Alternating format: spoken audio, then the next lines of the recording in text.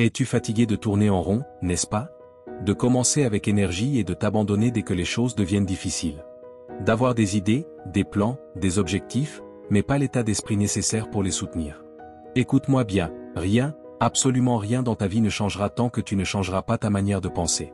Peu importe combien de fois tu recommences, si ton esprit reste faible, incertain ou auto-saboteur, tu retomberas encore et encore. Tu n'es pas ici par hasard. Tu es ici parce que quelque chose en toi ne supporte plus d'être cette version limitée que tu as toujours été. Parce que, au plus profond de toi, tu sais que tu as besoin d'une transformation réelle. Ce n'est pas une simple vidéo de motivation éphémère, c'est un cri adressé à ton esprit endormi. Un appel pour qu'il ne s'arrête pas par peur. Qu'il ne se brise pas sous la critique. Qu'il ne se bloque pas à cause du doute. Car être imparable n'est pas une question de chance, c'est une question d'entraînement mental. Es-tu prêt à te reprogrammer de l'intérieur? Alors reste ici, car c'est le point de rupture, l'instant où tout commence à changer.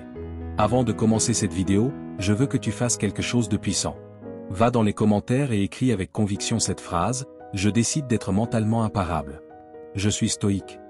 Écris-la comme un acte d'engagement envers toi-même. Ce n'est pas qu'une simple phrase, c'est ton premier pas vers une nouvelle identité. En l'écrivant, tu dis à ton esprit que le changement commence aujourd'hui, qu'il n'y a plus de retour en arrière, et que tu vas construire une mentalité si forte que rien ni personne ne pourra t'arrêter. Fais-le avec détermination. Fais-le avec intention. Fais-le comme si c'était le commencement de ta transformation. Numéro 1, la véritable invincibilité naît du caractère, non de la chance ni des circonstances. La plupart des gens passent leur vie à attendre des conditions idéales pour commencer à agir. Ils croient qu'ils doivent avoir plus d'argent, plus de soutien, moins de problèmes ou davantage de chance pour enfin avancer vers leurs objectifs. Mais cette manière de penser est le piège parfait. L'invincibilité ne naît pas quand tout va bien à l'extérieur, mais lorsque, à l'intérieur, tu décides que rien ne t'arrêtera. Ce n'est pas le monde qui doit changer pour que tu te relèves, c'est toi qui dois prendre le contrôle de ton esprit, même si le monde s'effondre autour de toi. Il y a des personnes qui affrontent les mêmes difficultés que toi, mais qui restent fermes, constantes et déterminées. Quel est leur secret? Ce n'est ni la chance ni un talent inné, c'est la mentalité. Cette force invisible qui transforme le « je ne peux pas » en « j'essaie quand même » et la peur en action courageuse. C'est la discipline qui ne dépend pas de la motivation, la foi qui ne réclame pas de preuves visibles, le caractère qui se forge lorsque tout semble t'inciter à abandonner. Ce qui détermine si tu continues ou si tu renonces ne se trouve pas à l'extérieur, cela vient de l'intérieur de toi. Cesse d'attendre de te sentir prêt. Cesse d'attendre d'être motivé. La vérité, c'est que souvent tu ne le seras pas. Mais tu peux agir quand même. Tu peux avancer malgré la peur. Tu peux progresser au milieu du doute. Tu peux te relever même lorsque tu n'en as pas envie. C'est cela, le chemin de l'invincible. Non pas parce qu'il ne tombe jamais, mais parce qu'il se relève toujours. Sa force réside dans sa décision, pas dans ses circonstances. Chaque matin, dès que tu te réveilles, ton esprit commence à te fournir des excuses. Aujourd'hui n'est pas un bon jour, tu es fatigué, il te reste encore tant à faire. Mais ce dialogue intérieur n'a de pouvoir que si tu le lui donnes. Et voici la clé, ne réponds pas à ton esprit par des plaintes ou des justifications, réponds-lui par des actions. Ton corps peut être fatigué, tes émotions désordonnées, mais si ta décision est ferme, tu le feras quand même. Fais-le, même si ton cœur bat plus vite.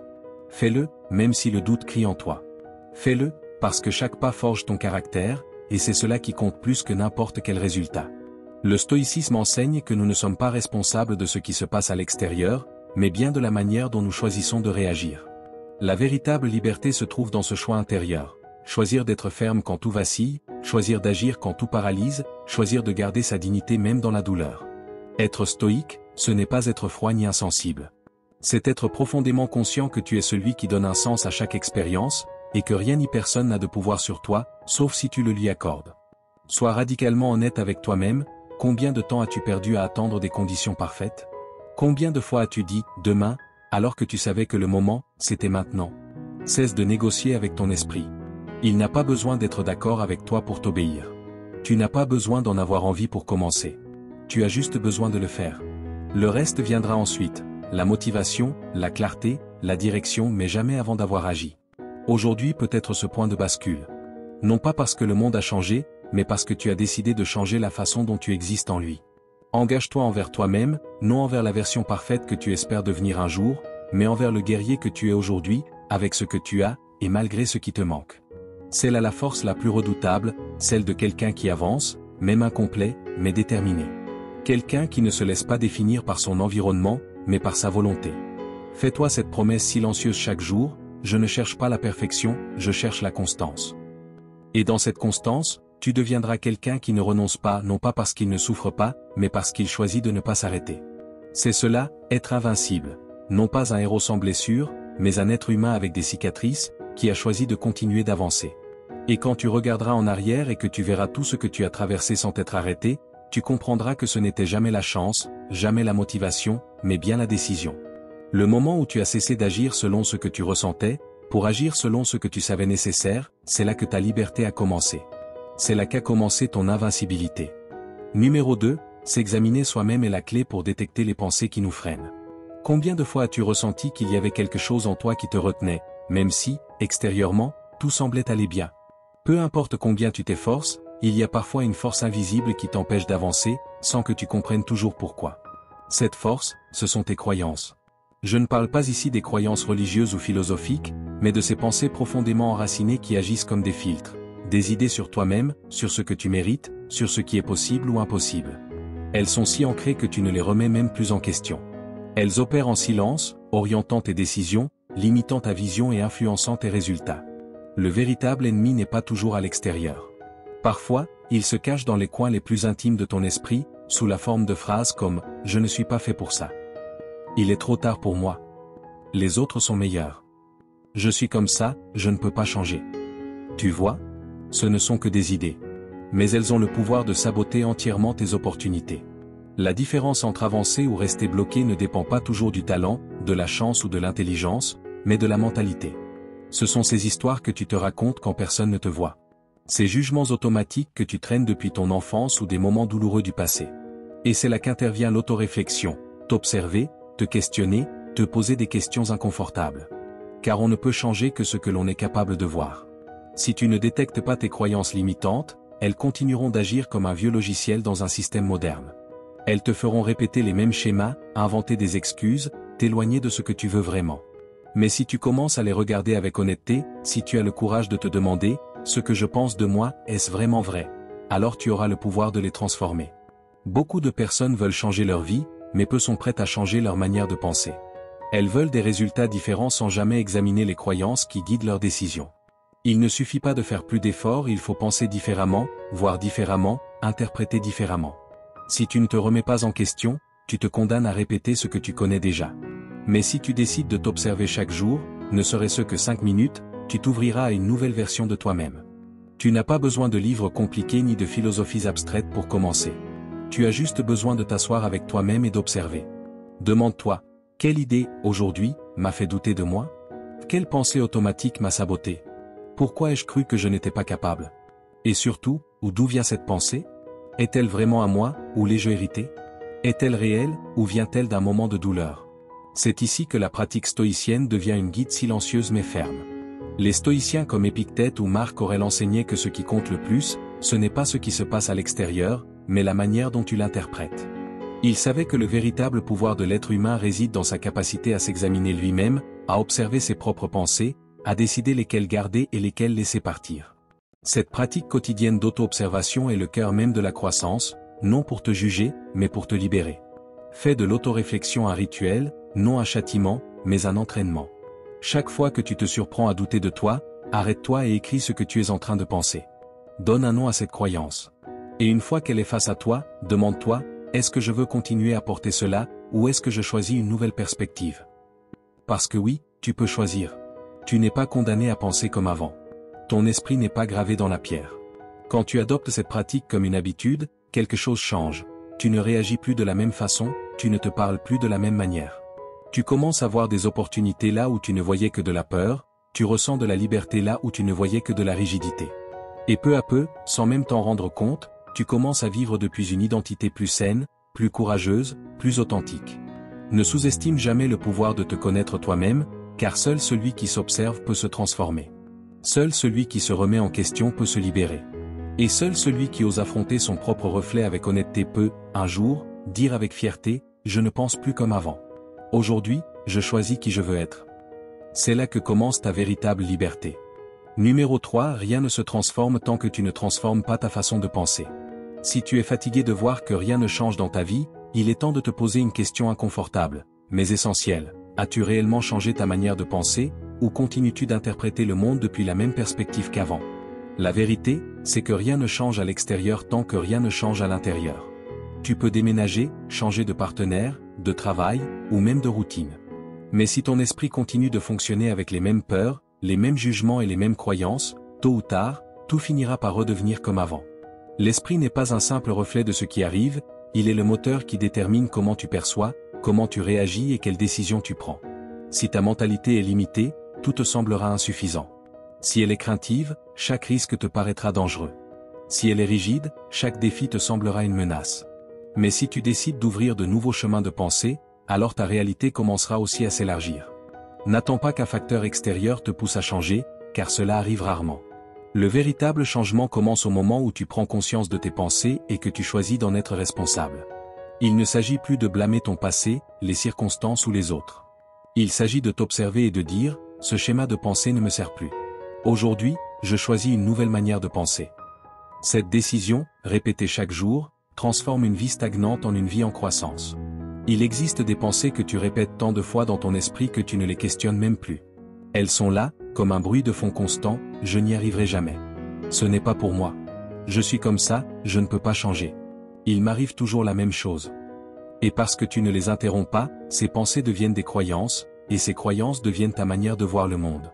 Ce que beaucoup ignorent, c'est que tu peux rééduquer ton esprit. Tu peux changer ton dialogue intérieur. Tu peux choisir quelle histoire tu veux te raconter à partir d'aujourd'hui. Fais une pause et observe-toi, quelle histoire es-tu en train de te répéter? Est-ce une histoire qui t'élève ou qui te paralyse? Est-elle fondée sur ton passé ou sur ton potentiel? Car chaque pensée que tu choisis d'entretenir est une graine que tu sèmes, et tôt ou tard, cette graine portera ses fruits. Si tu cultives des pensées d'expansion, de courage et de responsabilité, ta vie commencera à produire des résultats différents. Selon le stoïcisme, nous ne contrôlons pas les événements de la vie, mais seulement nos pensées à leur sujet. Nous ne maîtrisons pas ce qui se passe dans le monde, mais nous contrôlons notre interprétation. Épictète enseignait que ce ne sont pas les choses qui nous blessent, mais notre opinion sur elles. C'est pourquoi le sage stoïcien ne cherche pas tant à changer son environnement qu'à dominer son esprit. Si tu parviens à te gouverner intérieurement, tu peux traverser n'importe quelle circonstance sans perdre ton centre. Car un esprit entraîné est plus fort que n'importe quelle tempête. Chaque fois que tu as l'impression de revivre une vie que tu ne veux plus, souviens-toi de ceci, tu n'es pas prisonnier de la réalité, tu es prisonnier de la façon dont tu l'aperçois. Mais tu as le pouvoir d'en sortir. Tu as le pouvoir de choisir de nouvelles pensées, de nouvelles croyances, de nouvelles significations. Tu ne le feras pas du jour au lendemain, mais tu le feras avec intention. Et cette intention constante est plus puissante que n'importe quelle motivation éphémère. Identifie les pensées qui reviennent le plus souvent. Écris-les, relis-les avec objectivité. Demande-toi, est-ce une vérité absolue, ou seulement une perception? Ce pensée me sert-elle, ou me limite-t-elle? Puis remplace-la par une pensée plus sage, plus utile, plus alignée avec la personne que tu veux devenir. Il ne s'agit pas de te mentir avec des phrases creuses, mais de construire un récit mental qui t'élève, au lieu de t'enfermer.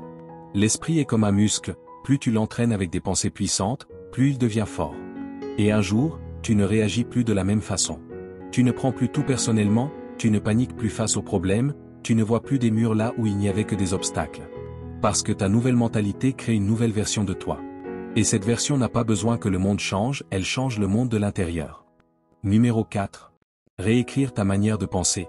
Ta façon de voir le monde exige de l'intention et de la force intérieure.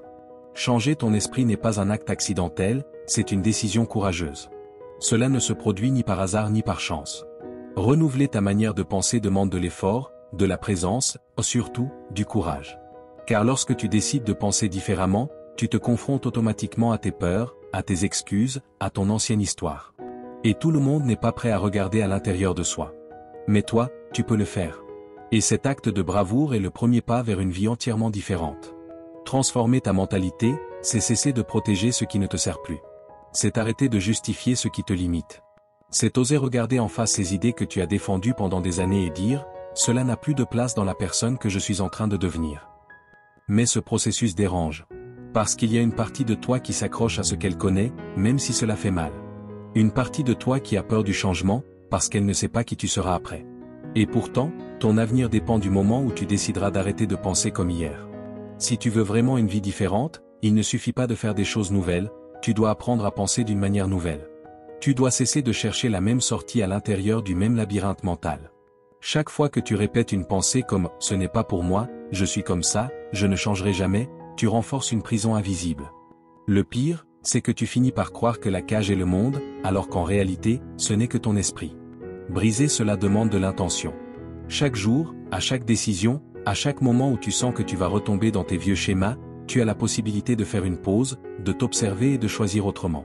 La véritable force mentale, c'est choisir l'inconfort temporaire du nouveau plutôt que le confort illusoire de l'ancien. C'est comprendre que grandir ne signifie pas se sentir mieux au début, mais devenir plus fort, plus conscient et plus libre. Personne ne change son esprit par accident. Il faut de la discipline pour détecter les pensées qui ne te construisent pas et les remplacer par d'autres, plus alignées avec ton objectif. Il ne s'agit pas seulement de pensées positives, mais de pensées vraies, depuis la possibilité, depuis la décision. Si tu continues de penser comme avant, tu continueras de ressentir la même chose, d'agir de la même manière et d'obtenir les mêmes résultats. Il n'y a pas de raccourci, mais il existe un chemin. Et tu peux commencer à l'emprunter dès aujourd'hui. Pratique l'auto-observation sans jugement. Apprends à t'arrêter au milieu du chaos pour te poser la question essentielle, cette pensée me rapproche-t-elle de la personne que je veux devenir, ou m'en éloigne-t-elle? Cette seule question, répétée avec constance, a le pouvoir de transformer le cours de ta vie. Car au lieu d'agir par peur ou par habitude, tu commenceras à agir en pleine conscience. Et c'est là que naît le véritable contrôle de soi. Le stoïcisme nous enseigne que l'esprit entraîné est le seul lieu où réside la véritable liberté. Marc Aurèle écrivait chaque jour pour se rappeler, le bonheur de ta vie dépend de la qualité de tes pensées. Pour les stoïciens, tout commence dans l'esprit. Si tu ne te gouvernes pas toi-même, tu seras gouverné par ce qui t'entoure. Mais si tu prends le contrôle de tes pensées, ni la douleur, ni la critique, ni la perte ne pourront t'éloigner de ton centre. Alors change la manière dont tu te parles. Cesse d'utiliser ta voix intérieure pour te saboter. Utilise-la pour te diriger avec fermeté, avec amour, avec clarté. Ne te parle pas comme quelqu'un de vaincu. Parle-toi comme quelqu'un en pleine construction. Quand tu te surprends à penser « c'est trop pour moi », réponds-toi « je peux apprendre à le surmonter ». Quand tu te dis « je n'ai pas ce qu'il faut », remplace-le par « je peux le développer avec le temps ». Ta manière de penser est ton véritable langage de création. Oui, changer ton esprit fait peur, mais cela te donne aussi du pouvoir. Car une fois que tu commences à penser en pleine conscience, plus rien ni personne ne peut t'enlever cette maîtrise. Tu deviens celui qui dirige, celui qui décide, celui qui crée. Et quand tu atteins ce niveau de clarté intérieure, le monde commence à te répondre autrement. Non pas parce qu'il a changé, mais parce que toi, tu n'es plus le même. Numéro 5. Détecter tes fragilités avant qu'elles ne t'affectent. T'élève ta force mentale. La véritable force mentale ne se construit pas en ignorant tes faiblesses, mais en les connaissant profondément. Il ne s'agit pas de faire semblant que tout va toujours bien ou que rien ne t'atteint, mais de savoir anticiper les moments où tu as tendance à flancher. Parce que nous avons tous des fissures, des points vulnérables, des habitudes qui nous sabotent en silence. La différence entre celui qui progresse et celui qui stagne n'est pas l'absence de faiblesse, mais le niveau de conscience qu'il en a. Si tu t'arrêtes pour observer, tu remarqueras que certains schémas se répètent chaque fois que tu es sur le point d'abandonner. Peut-être renonces-tu dès que tu as l'impression de ne pas avancer assez vite. Peut-être te déconnectes-tu quand tu fais des erreurs. Ou encore, tu te convaincs que cela ne vaut plus la peine dès que quelque chose ne se passe pas parfaitement. Ce n'est pas une coïncidence, c'est un schéma mental que tu as répété tant de fois qu'il agit maintenant sans que tu t'en rendes compte. Mais aujourd'hui, tu peux faire quelque chose de différent, prévoir. Le voir avant que cela ne se produise. Et te préparer. Un esprit fort n'est pas celui qui ne ressent jamais la fatigue, le doute ou la frustration, mais celui qui s'est entraîné à ne pas se laisser emporter par ses émotions. Et cet entraînement commence par la connaissance de toi-même. Demande-toi, qu'est-ce qui te fait chuter? Quel est le pensée qui surgit juste avant que tu abandonnes un projet ou une ambition? Quelle excuse utilises-tu chaque fois que tu veux justifier ton inaction? Tu n'as pas besoin de cacher ces réponses, tu dois les écrire, les reconnaître. Car seulement ce qui est reconnu peut être redirigé. Quand tu sais à l'avance où se trouvent tes points faibles, tu peux établir des règles personnelles. Tu peux créer des plans d'urgence mentaux. Tu peux te dire, quand cela arrivera, je ferai ceci à la place. Par exemple, si tu sais que tu te déconnectes quand tu te sens insécure, conçois un plan pour te reconnecter, une phrase à te répéter, une action à entreprendre, une personne à contacter. Prévoir, c'est se préparer. C'est cesser de vivre à la merci de tes impulsions, et commencer à vivre selon une stratégie. Fais une liste de tes moments critiques. Écris-les clairement, j'abandonne quand? Je me sabote quand? Je me distrais quand? Et à côté de chaque situation, note ton plan. Ne laisse rien au hasard. Ne compte pas sur la chance en te disant que cette fois ce sera différent si tu n'as pas prévu comment réagir. L'esprit agit par répétition. Si tu ne changes pas le scénario à l'avance, tu finiras toujours par répéter la même fin. Épictète, l'un des grands penseurs stoïciens, disait « Aucun homme n'est libre s'il n'est pas maître de lui-même ». Pour les stoïciens, la liberté intérieure commence au moment où tu apprends à te diriger toi-même, même dans le chaos. Par exemple, tu pourrais te dire « Quand je serai émotionnellement épuisé ou sur le point de renoncer, j'attendrai 24 heures avant d'agir ». Ce genre de règles ne sont pas des restrictions, mais des protections. Elles te sauvent de toi-même, de cette partie de toi qui réagit avec peur ou impulsivité. L'autocontrôle n'apparaît pas par magie. C'est le résultat d'un travail intérieur, d'une réflexion anticipée, d'un choix conscient de qui tu veux être avant que le chaos ne commence. Quand tu sais déjà ce qui peut t'arriver, cela ne te surprend pas. Et si cela ne te surprend pas, cela ne te domine pas. Et si cela ne te domine pas, tu peux agir avec pouvoir, pas avec réaction. Prends cet exercice au sérieux. Fais un inventaire de tes excuses les plus courantes. Analyse-les une à une. Demande-toi, qu'y a-t-il derrière cette excuse? Quelle peur la nourrit? Quelle partie de moi cherche à se protéger? Puis, crée ta réponse avec intelligence. Écris-la. Lis-la chaque matin s'il le faut. Souviens-toi, tu n'es pas dans cette bataille pour improviser. Tu es ici pour te diriger. Quand un esprit se connaît lui-même, il ne se comporte plus comme une victime, il devient un stratège. Et un stratège n'a pas besoin de force brute, il a besoin de clarté. Car celui qui s'anticipe se domine, et celui qui se domine avance, même lorsque tout en lui crie de s'arrêter. Numéro 6, la douleur n'est pas ton ennemi, c'est ton maître. La différence entre celui qui se brise face à l'adversité et celui qui en ressort plus fort ne réside pas dans ce qu'ils vivent, mais dans la façon dont ils interprètent ce qu'ils vivent.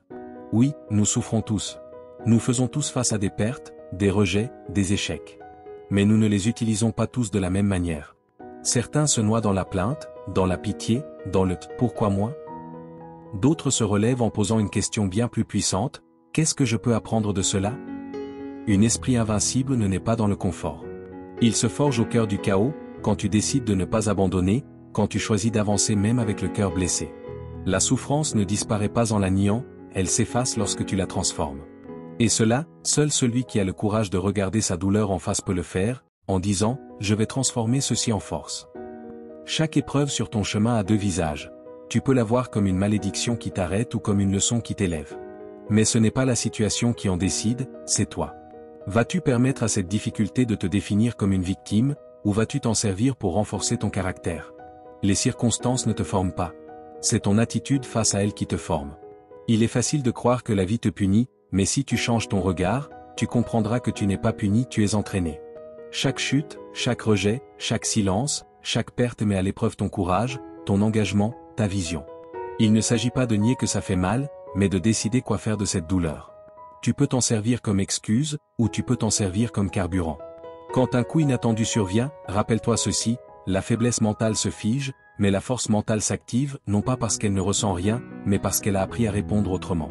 Elle sait que se plaindre ne change rien, mais que décider de changer tout à partir de ce moment-là, oui. Ne souhaite pas une vie facile pour te sentir fort. Deviens fort pour les moments où la vie ne le sera pas. Le stoïcisme nous rappelle que nous ne contrôlons pas ce qui nous arrive, mais seulement la manière dont nous le vivons. L'empereur et philosophe stoïcien Marc Aurèle écrivait « Le feu transforme en flamme tout ce qu'on y jette ». C'est cela, l'attitude d'un esprit invincible, utiliser chaque obstacle comme du bois pour alimenter sa flamme, transformer chaque chute en partie du chemin, jamais en sa fin. Si aujourd'hui tu fais face à quelque chose de difficile, arrête-toi et respire. Ne fuis pas. Ne panique pas. Demande-toi, quelle partie de moi est en train de grandir à travers cela? Peut-être est-ce ta patience, ta confiance ou ton humilité. Quoi qu'il en soit, quelque chose grandit en toi. Si tu choisis de rester lucide, d'apprendre encore, tu n'as pas besoin d'avoir toutes les réponses maintenant, il te suffit de ne pas éteindre ta volonté. Il existe des douleurs qui viennent t'apprendre tes limites, et d'autres qui viennent briser les limites que tu t'es toi-même imposées. Mais dans les deux cas, tu es en train d'être façonné. Alors, la prochaine fois que tu feras face à la souffrance, ne la maudis pas. Voilà comme l'outil qui aiguise ton caractère, comme le miroir qui te montre qui tu es en train de devenir, et qui tu pourrais être si tu ne renonces pas. La pratique est simple, mais pas facile. Quand quelque chose te fait mal, ne fuis pas.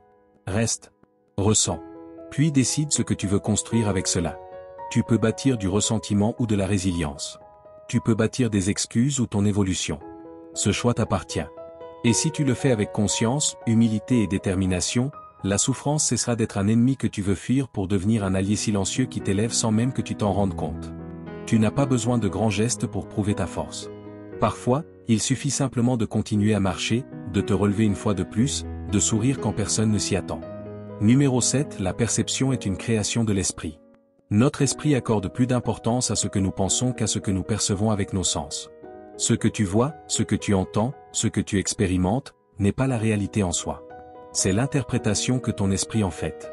La plupart du temps, nous ne réagissons pas aux faits, mais à ce que nous croyons que ces faits signifient. Ton supérieur te parle sur un ton sérieux et tu crois déjà avoir fait quelque chose de mal. Un ami ne répond pas à ton message et tu le prends pour un rejet. Quelqu'un te regarde avec indifférence et tu te convaincs que tu ne lui plais pas. Mais rien de tout cela n'est une vérité absolue. Ce ne sont que des pensées qui s'activent et déforment ce qui se passe. L'esprit est un phénomène, il ne reçoit pas tout et il n'analyse pas tout avec objectivité. Ce qu'il fait, c'est interpréter. Basé sur tes croyances, tes expériences passées, tes peurs et tes attentes, il construit une histoire. Et si tu n'entraînes pas ta conscience, tu vivras pris au piège de cette histoire sans t'en rendre compte. Tu finiras par réagir émotionnellement à quelque chose qui n'était pas si grave ou qui n'était même pas ce que tu pensais. Et c'est là que nous perdons le contrôle, non pas à cause de ce qui s'est passé, mais à cause de la manière dont nous y pensons. C'est pourquoi il est si important d'apprendre à t'observer, de ne pas prendre tes pensées pour des faits, mais pour des hypothèses. La prochaine fois que quelque chose t'affecte, pose-toi cette question clé: est-ce vraiment ce qui se passe ou est-ce juste mon interprétation? Cette petite pause mentale peut éviter des jours d'angoisse, des décisions impulsives, des mots regrettables ou des pensées destructrices. Tu peux développer un esprit plus critique, plus conscient, plus libre. Mais cela demande de la pratique, car si tu laisses ton esprit sans guide, il continuera d'interpréter tout selon de vieux schémas. Si tu crois que tu n'es pas suffisant, tu interpréteras chaque silence comme un rejet. Si tu crois que tout le monde te trahit, tout oubli semblera être une trahison. Mais si tu t'entraînes à observer et filtrer, ta perception devient plus claire. Et quand la perception change, tout change. Le stoïcisme nous enseigne précisément cela. Sénèque disait: « Ce ne sont pas les choses qui nous troublent, mais l'opinion que nous en avons. » Épictète ajoutait que ce ne sont pas les événements en eux-mêmes qui nous blessent, mais le jugement que nous portons sur eux. C'est pourquoi le stoïcien travaille davantage sur son esprit que sur le monde extérieur. Il sait que le pouvoir ne réside pas dans le contrôle de tout ce qui arrive, mais dans la maîtrise de sa manière de l'interpréter. Là réside la véritable liberté. Alors, comment appliquer cela au quotidien? Commence par détecter les moments où tes émotions s'emballent.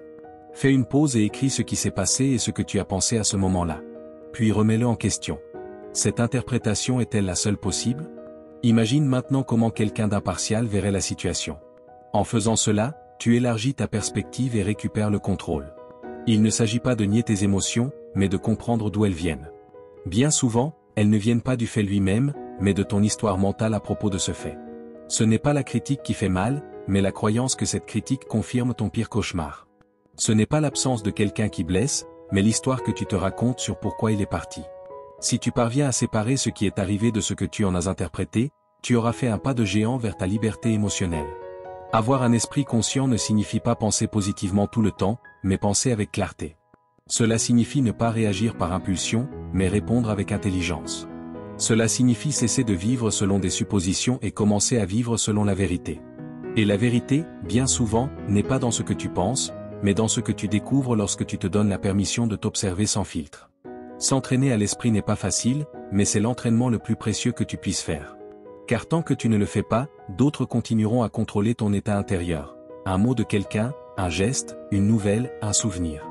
Mais lorsque tu développes cette conscience, tu n'es plus esclave de ce que tu perçois.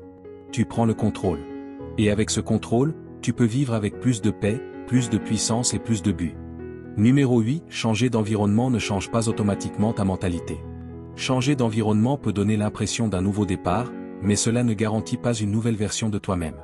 Tu peux déménager dans une autre ville, changer de travail, t'éloigner de certaines personnes ou commencer de nouveaux projets. Mais si tu ne transformes pas ton esprit, tôt ou tard, tu reproduiras les mêmes erreurs. Tu retomberas dans les mêmes cycles et te sentiras tout aussi prisonnier, même si tout autour de toi semble différent. Car ce n'est pas le lieu, ni les personnes, ni la situation qui déterminent ton vécu, mais ta mentalité. Parfois, nous pensons qu'échapper à un environnement toxique nous guérira de tout. Et certes, s'éloigner de ce qui te fait du mal peut t'apporter un soulagement, mais ce n'est pas une transformation.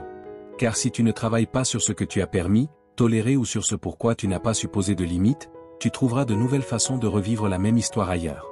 Lorsque l'esprit n'est pas travaillé, il reconstruit le vieux chaos où que tu ailles. Beaucoup aspirent à de nouvelles opportunités, mais les gâchent avec d'anciens schémas de pensée.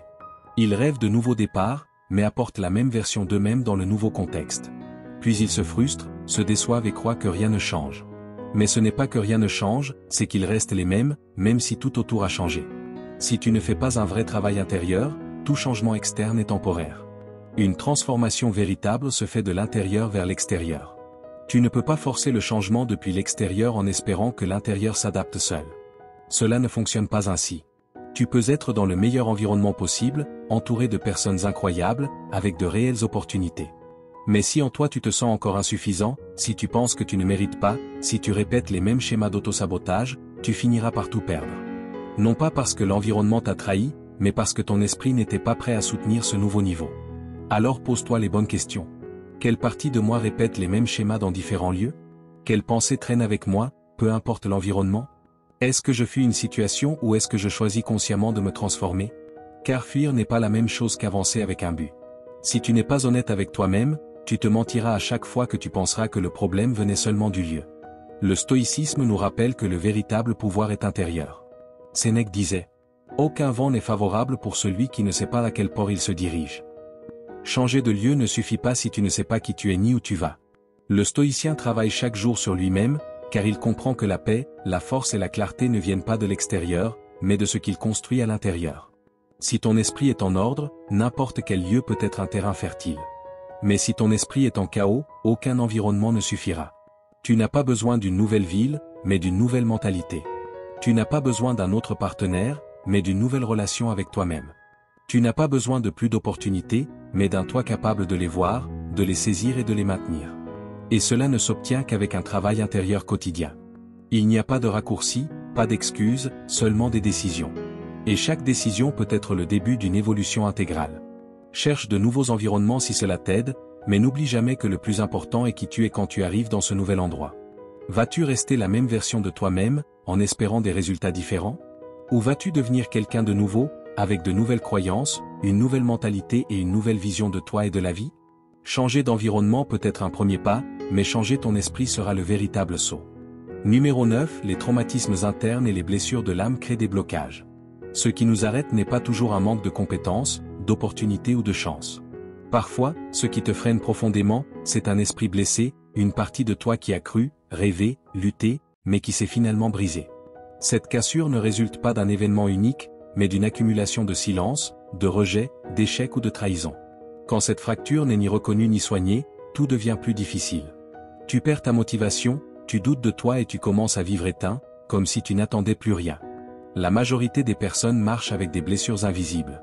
Elles vivent, travaillent, accomplissent, sourient, mais à l'intérieur, il y a une résistance. Pour y faire face, écris ce que tu ressens.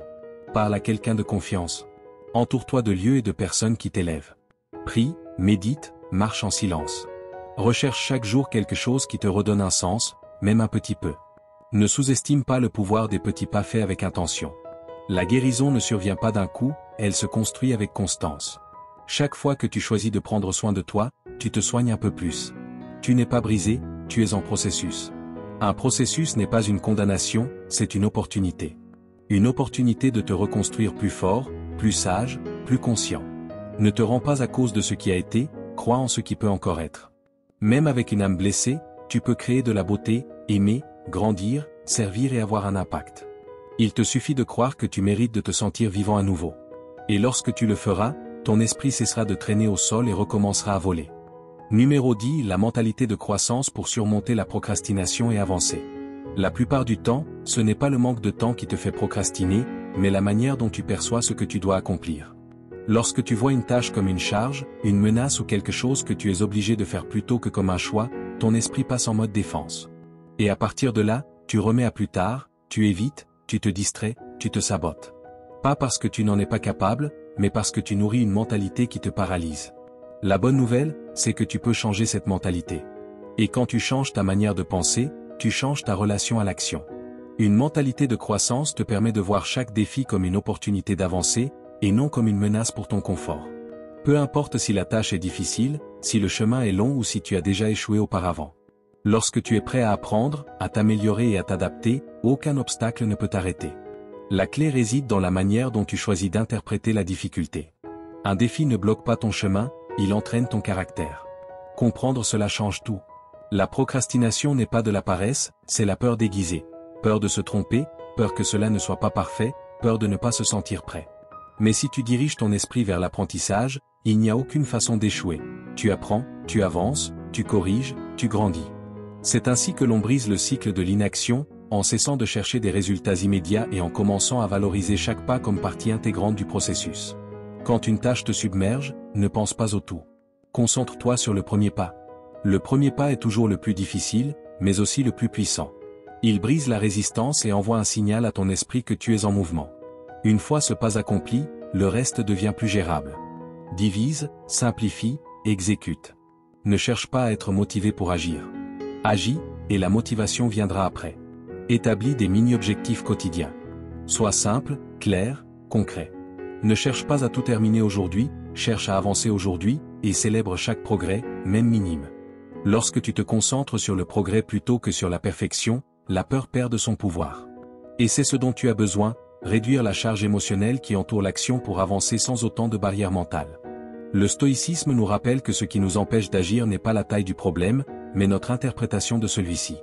Épictète disait que nous ne devons pas nous préoccuper de ce qui échappe à notre contrôle, mais nous concentrer entièrement sur ce que nous pouvons gouverner.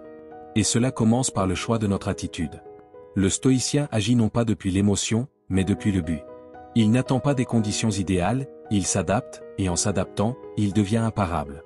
Chaque fois que tu repousses quelque chose d'important, tu perds plus que du temps, tu perds confiance en toi, et cette perte est silencieuse mais profonde, car elle forge une identité basée sur l'évasion. À l'inverse, lorsque tu agis, même par petits pas, tu réaffirmes ton pouvoir. Tu construis une mentalité qui ne cède pas à l'inconfort et tu apprends à ton cerveau que tu commandes, pas tes excuses. Il y aura des jours où tu ne te sentiras pas motivé, des jours où la fatigue, le doute ou l'apathie tenteront de prendre le contrôle. Dans ces moments-là, rappelle-toi que ce n'est pas une question de se sentir prêt, mais de maintenir l'engagement. Fais ce que tu peux, avec ce que tu as, où que tu sois. Pas par obligation, mais par respect pour ton processus. Car si tu n'es pas fidèle à tes objectifs lorsque c'est difficile, tu ne deviendras jamais la personne que tu mérites d'être. Tout grand changement commence par des actions petites répétées avec intention. Alors cesse d'attendre le moment parfait et commence maintenant, imparfaitement, avec peur, avec doute, lentement si nécessaire. Mais commence. Une fois que tu l'auras fait, tu auras franchi la ligne la plus difficile, celle qui sépare l'intention de l'action, et à partir de là, tout devient possible. Numéro 11. La transformation de la mentalité, un processus graduel. Changer sa mentalité est un processus progressif qui nécessite patience et constance. Ce changement ne se produit pas du jour au lendemain. Il n'existe pas d'interrupteur que tu pourrais activer pour laisser soudainement derrière toi toutes tes peurs, croyances limitantes et anciens schémas. Beaucoup désirent des résultats immédiats. Ils veulent penser différemment aujourd'hui et voir les fruits demain, mais la mentalité n'obéit pas aux impulsions, elle obéit aux habitudes. Ta manière de penser actuelle a été façonnée par des années d'expérience, par des paroles entendues, par des blessures accumulées et par les histoires que tu t'es racontées encore et encore. Changer cela n'est pas impossible, mais ce n'est pas instantané. Cela exige une décision quotidienne de ne pas revenir en arrière, même lorsque tu recules involontairement. Chaque fois que tu choisis une nouvelle pensée, tu construis une nouvelle voie mentale. Au début, cela peut sembler inconfortable, peu naturel, voire faux, mais si tu persistes, cette nouvelle idée prend racine. Ce qui semblait forcé commence à devenir authentique. La constance est la clé pour transformer ce qui est artificiel en naturel, ce qui est forcé en spontané, ce qui est étranger en propre. Il y aura des jours où tu auras l'impression de ne pas avancer, où tu te regarderas dans le miroir en te disant « Je suis toujours le même ». Ne te trompe pas, le changement n'est pas toujours visible au début. Parfois, les fruits prennent du temps à apparaître, mais la graine est déjà en train de germer. Chaque fois que tu choisis de répondre avec calme là où tu réagissais autrefois avec colère, tu changes. Chaque fois que tu questionnes une croyance limitante et choisis de penser différemment, tu changes. Chaque fois que tu agis malgré la peur, tu changes. Fais de ton esprit un terrain fertile. Cela signifie en prendre soin tous les jours. Il ne suffit pas de penser positivement une fois par semaine. Il faut de la discipline, observer ce que tu consommes, ce que tu écoutes, ce que tu te répètes. Nourris ton esprit, et si tu ne peux pas le faire par le savoir, la réflexion, le silence ou les décisions conscientes, n'attends pas qu'il se transforme si tu continues à l'alimenter avec les mêmes vieilles habitudes. Le stoïcisme enseigne que l'esprit peut être façonné par une volonté ferme et une pratique constante. Marc Aurèle, dans ses méditations, n'écrivait pas pour les autres, mais pour lui-même, pour entraîner sa pensée. Il comprenait que le contrôle mental n'est pas naturel, qu'il se cultive. Le stoïcien ne cherche pas à être parfait, il cherche à s'améliorer un peu chaque jour, et dans cette amélioration quotidienne, il trouve la véritable liberté. Écris, lis, médite, questionne. Observe tes pensées comme si elles n'étaient pas les tiennes. Demande-toi chaque jour, cette pensée me rapproche-t-elle ou m'éloigne-t-elle de la personne que je veux être? Ne te punis pas pour une rechute, reprends simplement le chemin. Car changer la mentalité n'est pas un problème, c'est un problème de la mentalité. C'est un parcours, avec des montées, des descentes, des raccourcis et des détours. Mais chaque pas compte, chaque choix laisse une empreinte. Ne mesure pas ton progrès à la vitesse à laquelle tu changes, mais à ton engagement à continuer, même lorsque tu n'en as pas envie, même lorsque tu échoues, même lorsque rien ne semble s'améliorer. Si tu restes ferme, quelque chose en toi mûrit, grandit en silence, se renforce et se transforme. Et viendra le jour où tu regarderas en arrière et seras surpris de voir combien tu as changé. Souviens-toi, l'esprit que tu as aujourd'hui a été créé par ce que tu as répété hier, et l'esprit que tu auras demain dépendra de ce que tu répètes aujourd'hui. Répète donc ce qui te fait du bien, entraîne ce qui te fortifie, insiste sur ce qui t'élève. La transformation réelle n'est pas un événement, c'est un style de vie. Chaque jour, tu es à une décision de devenir la personne que tu sais pouvoir être. Numéro 12. La décision, fondement de toute transformation. La décision est la base de toute transformation et exige un engagement total, sans plan B. Lorsque tu décides vraiment, il n'y a pas de plan de secours, pas de portes entr'ouvertes vers le passé, pas d'espace pour les excuses ni de marge pour négocier avec toi-même. Une décision authentique se ressent comme un feu intérieur, qui te pousse à avancer même lorsque tout autour de toi te crie de reculer. C'est un point de non-retour, regarder la vie en face et dire « Je vais changer, et je ne m'arrêterai pas tant que je n'y suis pas arrivé ». Ce n'est pas une intention, ce n'est pas un désir, ce n'est pas une émotion passagère. C'est un acte spirituel, quelque chose qui naît au plus profond de ton être. Et quand tu décides depuis ce lieu, quelque chose change, ton énergie change, tes actions changent. Tu ne dépends plus de ta motivation, tu ne cherches plus l'approbation des autres, tu ne t'intéresses plus à la facilité ou à la difficulté du chemin, car tu sais que la seule chose qui compte est d'avancer. Une véritable décision ne se teste pas quand tout va bien, elle se teste quand tout se complique. Et si, au milieu de la tempête, tu continues à dire « je vais continuer », alors tu sais qu'il n'y a plus de retour en arrière. Le problème de beaucoup de personnes n'est pas qu'elles ne veulent pas changer, c'est qu'elles n'ont pas encore décidé de changer. Elles disent vouloir avancer, mais elles gardent encore des échappatoires, se permettent de renoncer si ça ne fonctionne pas, se réservent le droit d'abandonner si la douleur est trop forte. Tant que ces issues mentales existent, tu ne pourras jamais t'engager pleinement, car une part de toi continuera à croire qu'il existe une autre option. Et cela affaiblit ton engagement. Brûler les ponts signifie éliminer toute possibilité de recul. Cela signifie aligner ton esprit, ton cœur et ta volonté dans une seule direction. Peu importe si le progrès est lent ou invisible au début, l'important est de ne pas t'arrêter. Lorsque tu décides avec conviction totale, l'univers commence à s'aligner avec cette force. Pas par magie, mais parce que tu ne divises plus ton énergie entre avancer et douter. Pose-toi cette question avec sincérité, ai-je décidé ou ai-je seulement désiré? Suis-je engagé ou simplement enthousiasmé? L'enthousiasme est fragile, mais l'engagement est sacré. Si tu es vraiment prêt à changer, déclare ta décision comme un pacte avec toi-même. Écris-la. Lis-la chaque jour. Grave-la dans ton esprit. Qu'il n'y ait aucun espace pour hésiter. Selon le stoïcisme, la véritable liberté se trouve lorsque tu prends des décisions alignées avec ta nature rationnelle et que tu restes ferme même face à l'adversité. Épictète enseignait que nous devons agir avec détermination, sans laisser nos émotions dicter notre chemin. Le stoïcien ne cherche pas de garanties extérieures. Il décide et agit depuis son intérieur, sachant que la seule chose qu'il contrôle est son engagement. Ne sous-estime pas le pouvoir d'un esprit décidé. Une fois que tu prends une décision ferme, ton langage change. Tu ne dis plus « je vais essayer », mais « je vais y arriver ». Tu ne dis plus « on verra », mais « je ferai en sorte que ça fonctionne ». Cette manière de parler façonne ta pensée, et ta pensée façonne tes actions. C'est ainsi que le changement devient inévitable. Si aujourd'hui tu en as assez de revenir au point de départ, de commencer et d'abandonner, de rêver et de te saboter, fais quelque chose de différent, décide. Décide vraiment. Décide avec force, clarté et détermination. Ne te promets pas de résultats immédiats. Promets-toi fidélité au processus. Car ce qui transforme ta vie n'est pas un saut miraculeux, mais 1000 pas soutenus par une seule conviction, je ne m'arrêterai pas. Tu n'as pas besoin d'avoir tout résolu. Il suffit d'avoir éliminé l'option d'abandonner. Tu peux douter, tomber, pleurer, mais tu continueras. Car tu ne négocies plus, tu n'attends plus de conditions parfaites, tu ne te demandes plus si ça en vaut la peine. Tu sais que oui, parce que tu l'as décidé. Numéro 13, mets à jour ton logiciel mental. Change ton logiciel mental. Mets à jour ton esprit pour accueillir de nouvelles réalités. Ton esprit fonctionne comme un logiciel. Si tu continues à opérer avec de vieilles versions, tôt ou tard, tout commencera à mal fonctionner. Peu importe combien tu t'efforces ou combien de cours tu suis, si ton système de pensée n'est pas compatible avec ce que tu veux accomplir, ta vie va cracher encore et encore. Ce n'est pas que tu manques de potentiel, mais parce que tu tentes de construire du neuf avec de anciens codes mentaux. Tu n'as pas été conçu pour rester avec les mêmes idées toute ta vie. Il ne s'agit pas de dire que tu ne peux pas réussir. Il s'agit de comprendre que tu ne peux pas avancer avec un système qui te ramène constamment au point de départ.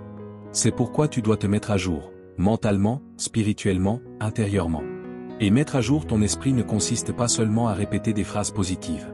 C'est faire un nettoyage profond de ce qui ne te sert plus. Arrête-toi et demande-toi, à quel moment ai-je accepté cette idée comme une vérité? Qui m'a convaincu que je ne pouvais pas? Pourquoi continue-je à agir comme si je devais prouver quelque chose? Tout cela fait partie de ton logiciel mental. Si tu ne le révises pas, tu continueras à réagir depuis une version de toi-même qui ne représente plus qui tu es ni ce que tu peux devenir. Lorsque tu modifies ton système de croyance, tout le reste se réorganise. Ce que tu penses détermine comment tu te sens, et comment tu te sens détermine comment tu agis. Si ta programmation interne est basée sur la peur, la rareté ou l'autosabotage, cela se reflètera dans tes décisions, tes habitudes et tes résultats. Mais si tu réécris ce code interne consciemment, tu commences à opérer depuis un nouveau niveau. Fais de ton esprit un environnement mis à jour. Observe tes pensées comme un programmeur, détecte les erreurs, questionne les routines mentales automatiques, modifie les lignes de code interne qui te limitent. Ton esprit est plastique et malléable, capable de se renouveler si tu lui en donnes la permission. Ne te contente pas du logiciel hérité, de ce que tu as appris par peur ou par nécessité. Redessine ton système à partir de ta vision la plus haute. Le stoïcisme enseigne que nous ne sommes pas esclaves de nos pensées, mais leurs maîtres. Marc Aurèle affirmait que la vie d'un homme est ce que ses pensées en font. Pour les stoïciens, l'esprit devait être entraîné, purifié et affiné comme l'instrument le plus puissant de l'être humain. Car si ton esprit est bien dirigé, rien d'extérieur n'a de pouvoir sur toi. Cela inclut les anciens programmes qui t'ont freiné pendant des années. Vouloir quelque chose de nouveau ne suffit pas, il faut penser depuis un lieu nouveau. Si tu rêves de relations saines mais continues d'opérer depuis des blessures non résolues, tu les saboteras. Si tu veux réussir mais que tes croyances sont basées sur la rareté, tu trouveras des moyens de t'auto-saboter. Si tu veux la paix mais que tes pensées tournent autour du chaos, le conflit te suivra. Mettre à jour ton esprit, c'est choisir des pensées qui s'alignent avec la vie que tu dis vouloir. Fais-le tous les jours, non comme une obligation, mais comme un acte de respect pour toi-même. Remets en question ce que tu tenais pour acquis. Élimine les phrases comme « ça m'arrive toujours »,« je suis comme ça »,« je ne peux pas » ou « je fais toujours pareil ». Tu peux maintenant choisir différemment. Si tu veux devenir un homme, tu peux le choisir. Si tu veux penser autrement, dis « cette pensée ne m'est pas utile, je l'écarte. Cette croyance ne me représente plus, je la remplace ».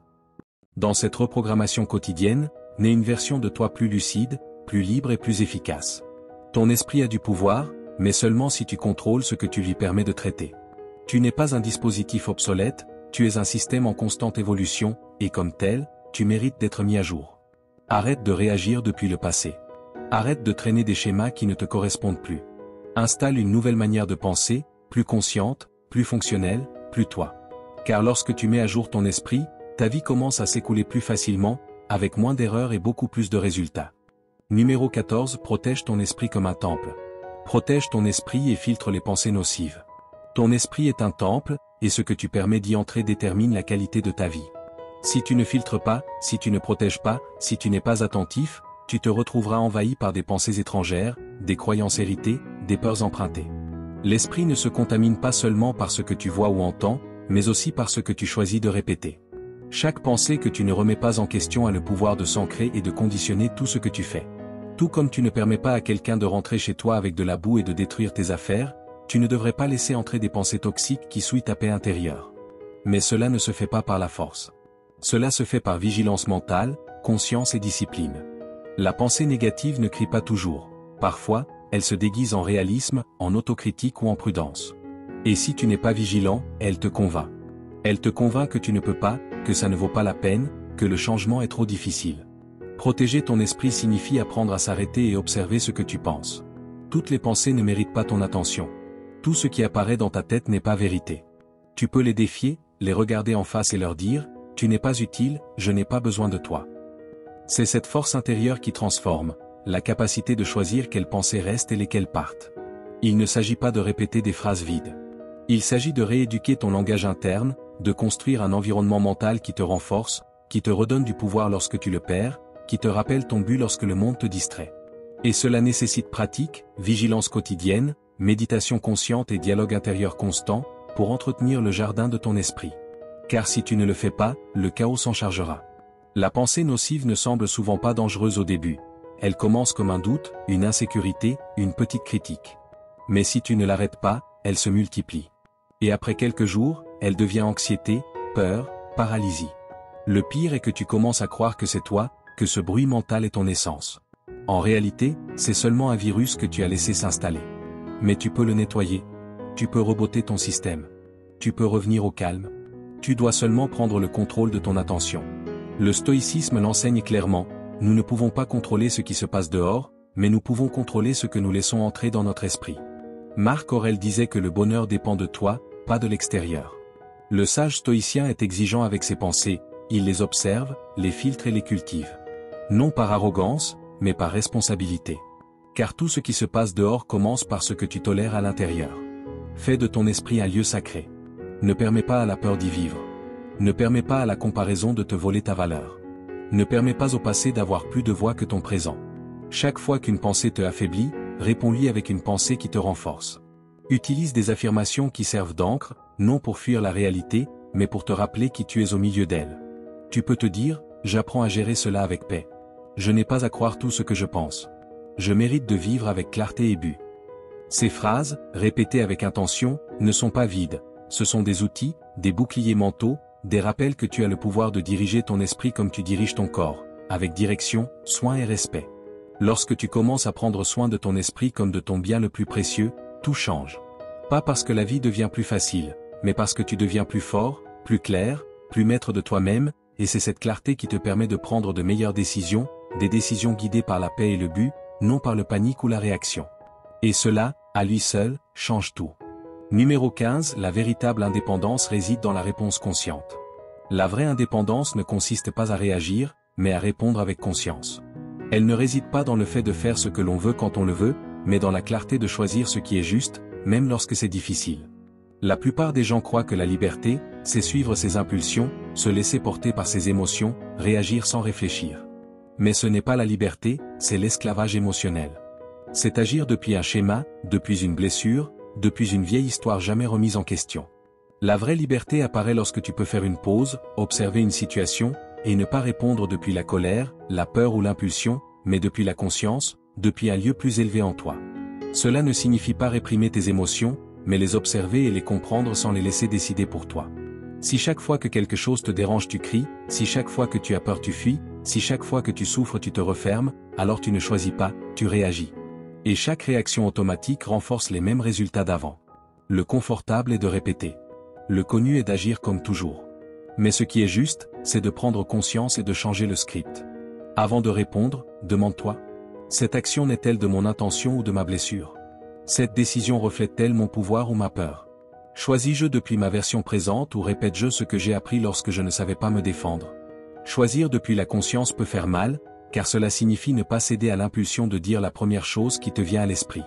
Cela signifie retenir une parole qui pourrait blesser, chercher une manière plus mature, plus consciente et plus personnelle de réagir. Répondre depuis la conscience ne se sent pas toujours bien au début, mais cela laisse toujours la paix après coup. Lorsque tu vis en réaction, tu es pris dans des cycles, tu te bats pour les mêmes choses, tu regrettes les mêmes actions, tu te sabotes de la même manière. Mais lorsque tu prends une pause et réponds avec clarté, tu commences à briser ces cycles, progressivement, avec effort et présence. Ta transformation ne dépend pas de ce qui change autour de toi, mais de ta nouvelle manière de te tenir face au monde. Le stoïcisme l'exprime avec force. Épictète enseignait que ce ne sont pas les choses elles-mêmes qui nous troublent, mais le jugement que nous portons sur elles. Le sage stoïcien n'agit pas depuis l'émotion débordante, mais depuis une raison ferme. Il ne s'agit pas de nier ce que tu ressens, mais de ne pas permettre à cela de te contrôler. Le stoïcien s'entraîne à être maître de lui-même, et ce dominion intérieur lui donne la paix, même au milieu du chaos. Pratique cela, lorsque quelque chose t'active, arrête-toi, ne réagis pas immédiatement. Respire, observe, Demande-toi quelle partie de toi se sent menacée, quelle partie veut se défendre, quelle partie veut répéter un ancien schéma. Puis choisis. Choisis ce qui est aligné avec ta croissance, non avec ta blessure. Choisis ce qui t'élève, même si ça fait mal. Choisis ce qui te construit, même si cela demande des efforts. Chaque fois que tu choisis avec conscience, tu deviens plus fort, car tu entraînes ton esprit à ne plus laisser le passé ou l'impulsion diriger, mais ta volonté, ta clarté et ta présence. Cela fait de toi une personne plus libre, plus cohérente et plus puissante. La vraie force réside parfois dans le silence, dans la pause, dans la parole non dite, dans l'acte de choisir de répondre avec sagesse. Cela transforme de l'intérieur, même si personne ne le voit. Tu peux rompre le schéma, changer ton histoire, arrêter de vivre en réaction et commencer à vivre avec intention. Pratique-le encore et encore, jusqu'à ce que le choix conscient devienne plus fort que l'impulsion de répéter. Quand cela arrivera, tu connaîtras une liberté qui ne dépend de rien d'extérieur, car tu auras appris à te gouverner toi-même. Si tu es arrivé jusqu'ici, ce n'est pas un hasard. Cela dit beaucoup sur toi. Cela montre que tu es prêt à changer, que tu es fatigué de tes excuses et qu'une partie de toi demande une transformation réelle. Renforce cet engagement, écris-le dans les commentaires avec force, je décide d'être mentalement inarrêtable. Je suis stoïcien. Ce n'est pas une phrase anodine. C'est ta déclaration de guerre contre la faiblesse mentale, ton pacte avec toi-même. Si tu l'écris, tu le ressens. Si tu le ressens, tu agis. Si tu agis, tu le répètes jusqu'à ce qu'il devienne ta nouvelle réalité. Alors écris-le, montre que tu n'es pas là seulement pour écouter, mais pour agir. Ta nouvelle vie commence au moment où tu décides de ne plus jamais abandonner.